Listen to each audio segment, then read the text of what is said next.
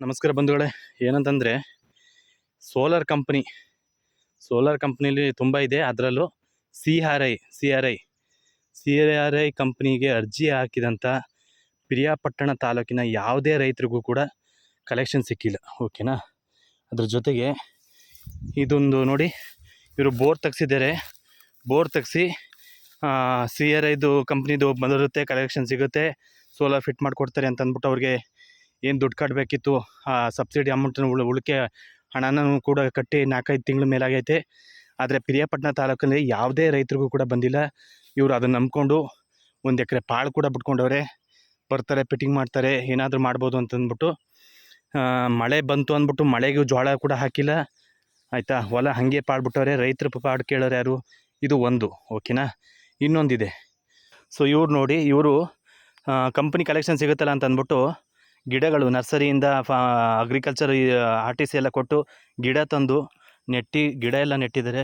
ಆಯಿತಾ. ಆದರೆ ಮಳೆ ಇಲ್ಲ. ಒಂದು ವಾರದ 15 ದಿನದ ಹಿಂದೆ ಇವರು ಗಿಡ ನೆಡಬೇಕಾದ್ರೆ ಮಳೆ ಹೋಯ್ದಿತ್ತು. 15 ದಿನದ ಮೇಲೆ ಆಯಿತು, ಇವತ್ತು ಮಳೆ ಇಲ್ಲ.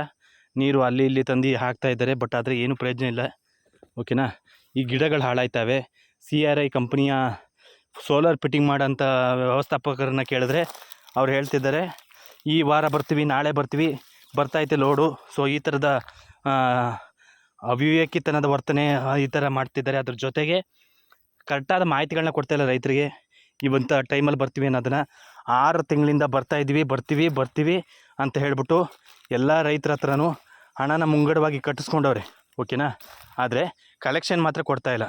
ಸೊ ಇದೆಲ್ಲ ಹಾಳಾದರೆ ಯಾರು ಹೊಣೆ? ಇನ್ನೂ ಒಂದಿದೆ. ಅವರು ಜೋಳ ಹಾಕಿದ್ದಾರೆ, ಮಳೆ ಇಲ್ಲ, ಸೋಲಾರ್ ತೆಗೆಸಿ ಬೋರ್ದು ಕಲೆಕ್ಷನ್ ಸಿಕ್ಕಿಲ್ಲ. ಸೊ ಅವರು ಇವತ್ತು ಅವ್ರದ್ದು ಕೂಡ ತೋರಿಸ್ತೀನಿ, 1 ನಿಮಿಷ. ಅದೊಂದಾಯ್ತಾ. ಇದು CRI ಕಂಪ್ನಿದು ಸೋಲಾರ್ ಫಿಟ್ಟಿಂಗ್ ಬರುತ್ತೆ ಅಂದ್ಬಿಟ್ಟು ಅವರು ಇನ್ನು 2 ದಿನದಲ್ಲಿ ಬರ್ತೀನಿ ಅಂತ ಹೇಳಿದ್ದಕ್ಕೆ ಮಳೆ ಬತ್ತು ಅಂತ ಅಂದ್ಬಿಟ್ಟು ಹೆಂಗೋ ಅಷ್ಟರೊಳಗಡೆ ಮಳೆ ಏನಾರು ಕೈ ಕೊಟ್ಟರೆ ಸೋಲಾರ್ ಫಿಟ್ ಆಗುತ್ತಲ್ಲ ಅಂದ್ಬಿಟ್ಟು ಜೋಳ ಹಾಕ್ತಾರೆ ಕತೆ. ಆಯಿತಾ. ಈ ಥರ ಬೆಳೆ ನಾಶ ಆಯ್ತೈತೆ, ಬೆಳೆ ಹಾನಿ ಆಯ್ತೈತೆ. ಆಯಿತಾ. ಜೋಳದ ಕತೆಗಳು ನೋಡಿಲಿ. ಎಲ್ಲೋ ಒಂದೊಂದು ಗಿಡಗಳು ಚೆನ್ನಾಗವೆ, ಇನ್ನು ಬಿಟ್ರೆ ಇನ್ನೆಲ್ಲ ಜೋಳ ಹಾಳಾಗೈತೆ. ಇದಕ್ಕೆಲ್ಲ ಯಾರು ಹೊಣೆ? ಈ ನಷ್ಟನ ಯಾರು ತುಂಬಿಸ್ಕೊಡ್ತಾರೆ? CRI ಕಂಪ್ನಿಯ ಯಾವ MD ಇದ್ದಾನೋ ಅವನು ಹೊಟ್ಟೆಗೆ ಅನ್ನ ತಿಂತಾನ, ಬೇರೆ ಏನಾರು ಕಲಿಸ್ಕೊಂಡು ತಿಂತಾನ? ಬರ್ತೀವಿ ಅಂತ ಹೇಳಬೇಕು ಜನಗಳಿಗೆ, ಇಲ್ಲ ಬರೋದಿಲ್ಲ ಅಂತ ಹೇಳಬೇಕು. ಪಿರಿಯಾಪಟ್ಟಣ ತಾಲೂಕಲ್ಲಿ ಒಂದು ಹಳ್ಳಿದು ಮಾತ್ರ ನಾನು ತೋರಿಸ್ತಾ ಇರೋದು. ಅದರಲ್ಲೂ ಒಂದು ಹಳ್ಳೀಲಿ 4 CRI ಕಂಪ್ನಿದು ಏನು ಹಾಕಿದ್ರು ಅವ್ರದ್ದು ಮಾತ್ರ. ನೋಡಿ, ಜೋಳ ಎಲ್ಲ ಹೋಗೈತೆ. ಯಾರ ಮನೆ ಹಾಳು ಮಾಡಿಬಿಟ್ಟು ಇವರಿಗೆ ತಂದು ಕೊಡಬೇಕು? ಈ ಬೆಳೆ ಪರಿಹಾರ ಯಾರು ಕೊಡ್ತಾರೆ? ಈ ಬೆಳೆ ಹಾನಿಗೆ ಯಾರು ಹೊಣೆ?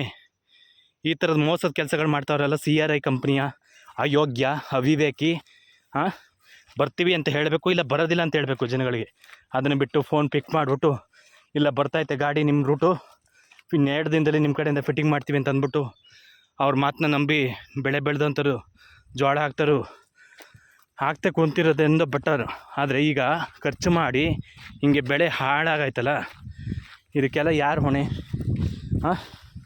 ಅದು ಸಾಲದು ಅನ್ನುತ್ತಾ ಒಂದು 6 ತಿಂಗಳು ಮುಂಚಿತವಾಗಲೇ ಏನು ಒಂದು 5 HP ಮೋಟ್ರಿಗಾದರೆ 60,000 ಚಿಲ್ಲರೆ. ಈ ಥರಕ್ಕೆ ಒಂದೊಂದು ರೇಟ್ನ ಫಿಕ್ಸ್ ಮಾಡಿ ದುಡ್ಡನ್ನ 6 ತಿಂಗಳು ಮುಂಚಿತವಾಗಲಿ ರೈತರ ಹತ್ರ ಇತ್ತೋ ಇಲ್ವೋ, ಬಡ್ಡಿ ಸಾಲ ಮಾಡಿದ್ರು, ಇನ್ನೊಂದು ಮಾಡಿದ್ರು, ತೊಗೊಂಡೋಗಿ ಅವ್ರ ಮನೆ ಹಾಳು ಮಾಡವ್ರಲ್ಲ, ಅಲ್ಲೂ ಬಡ್ಡಿ ಕಟ್ಕೊಂಡು ಇಲ್ಲೂ ಜೋಳ ಹಾಕಿ ಈ ಥರ ಹಾಳಾಗಿ ಇವತ್ತು ಇದಕ್ಕೆಲ್ಲ ಯಾರು ಹೊಣೆ? ಅಯೋಗ್ಯ CRI ಕಂಪ್ನಿಯ ಒಬ್ಬ ವರ್ಕರು ಫೋನ್ ಮಾಡಿದ್ರೆ 15 ದಿನದ ಹಿಂದೆಯೇ ಬರ್ತಾಯಿದ್ದೀವಿ, ಹೊರಟೈತೆ ಪಿರಿಯಾಪಟ್ಟಣಕ್ಕೆ ತಾಲೂಕಿಗೆ ಗಾಡಿ ಅಂತಂದ. ಇವತ್ತು ಫೋನ್ ಮಾಡಿದ್ರೆ ನಂಬರ್ನ ಬ್ಲ್ಯಾಕ್ ಲಿಸ್ಟ್ಗೆ ಹಾಕವನೆ. ಅವನು ಹೊಟ್ಟೆಗೆ ಅನ್ನ ತಿನ್ನೋದಿಲ್ವ? ನಾಯಿ ಹೇಳೇನಾದರೂ ತಿಂತಾನ ಕಲಿಸ್ಕೊಂಡು? ಹೇಳಬೇಕಲ್ವ ರೈತರಿಗೆ, ಪೂರ್ಣ ಮಾಹಿತಿ ಕೊಡಬೇಕು. ಅವ್ರಿಗೆ ಮೇಂಟೈನ್ ಮಾಡೋ ಕೆಪಾಸಿಟಿ ಇಲ್ಲ ಅಂತಂದರೆ ಯಾಕೆ ಅವರು ಗೌರ್ಮೆಂಟಿಂದ ಪರ್ಮಿಷನ್ ತೊಗೋಬೇಕು? ನಾವು ಫಿಟ್ಟಿಂಗ್ನ ಕೊಡ್ತೀವಿ ರೈತರಿಗೆ, ನಾವು ಸರ್ವಿಸ್ ಕೊಡ್ತೀವಿ ಅಂತಂದ್ಬಿಟ್ಟು. ಸರ್ವಿಸ್ ಕೊಡೋಂಥ ಕೆಪಾಸಿಟಿ ಇಲ್ಲ ಅಂತಂದರೆ ಯಾಕೆ ಮಾಡಬೇಕು? ಸೊ ನಾನು ಇದನ್ನು ವಿಚಾರವಾಗಿ AW ಹತ್ರನೂ ಇವತ್ತು ಹೋಗ್ತೀನಿ. ತಾಲೂಕಿನಾದ್ಯಂತ ಎಷ್ಟು ಜನ ರೈತರು ಹಾಕಿದ್ದಾರೆ ಅದೆಲ್ಲ ಲೀಸ್ಟ್ ತೆಗಿತೀವಿ. ಆದಷ್ಟು ಈ ವಿಡಿಯೋನ ಅವಿವೇಕಿ, ಅಯೋಗ್ಯರು, ರೈತರ ಜೊತೆ ಹುಡುಗಾಟ ಆಡ್ಕೊಂಡು ಬರ್ತೀವಿ ಪಿಟ್ ಮಾಡ್ತೀವಿ ಅಂತ ಅಂದ್ಬಿಟ್ಟು ಹುಡುಗಾಟ ಆಡ್ತಾರೋ ಆ ಯೋಗ್ಯರಿಗೆ ಸೇರೋವರೆಗೂ ಶೇರ್ ಮಾಡಿ ಫ್ರೆಂಡ್ಸ್. ಈ ಥರ ಎಷ್ಟು ಜನಕ್ಕಾಗಿಲ್ಲ.